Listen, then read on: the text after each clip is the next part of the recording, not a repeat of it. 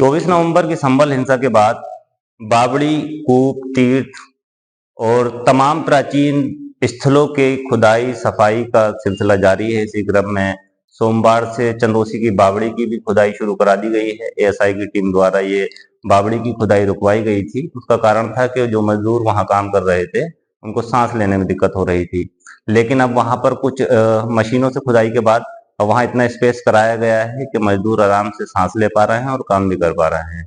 अभी तक संभल में 34 तीर्थ और 19 कूप प्रशासन द्वारा तलाशे गए हैं। मान्यता है कि 68 तीर्थ और 19 कूप संभल नगर और उसके आसपास के क्षेत्रों में हैं। इन सभी का सौंदर्यीकरण प्रशासन द्वारा कराया जाना है।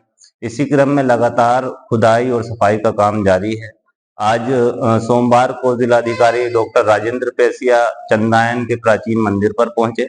वहां पर भी उन्होंने निरीक्षण किया है और अपने अधीनस्थ अधिकारियों को वहां पर सफाई व्यवस्था करने के लिए कहा है।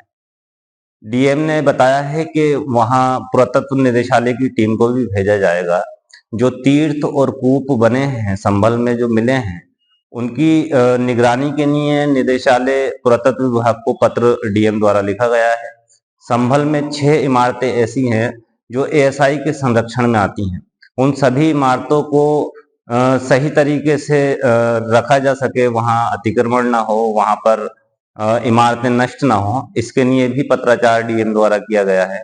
डीएम का कहना यह है कि जो संभल का ऐतिहासिक और धार्मिक महत्व है उसको बनाया जाए। इसी क्रम में लगातार जो है कूप और तीर्थों के लिए काम किया जा रहा है।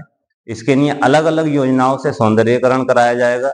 जो इमारतें एएसआई के अधीन हैं उसमें एएसआई द्वारा ही काम किया जाना है। जब इस बारे में हमने डीएम से बात की तो उन्होंने बताया कि 24 नवंबर को संभल बवाल हुआ था। जामा मस्जिद सर्वे के दौरान ये बवाल हो गया था। प्राचीन इमारत है, एएसआई के अंडर में आती है।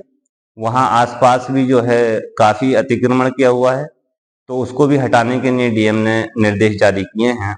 सुरक्षा की दृष्टि से वहां पुलिस चौकी बनाई जा रही है, जिसका प्राचीन नाम जो संभल का रहा सत्यव्रत, उसी नाम से वो चौकी बनाई जा रही है। ये चौकी एहतियाती तौर पर बनी है और गणतंत्र दिवस तक इस चौकी में स्टाफ की भी तैनाती कर दी जाएगी। 19 कूपों, 36 पूर्वे या बस्ती, 52 सराय और 68 तीर्थों का वर्णन आता है।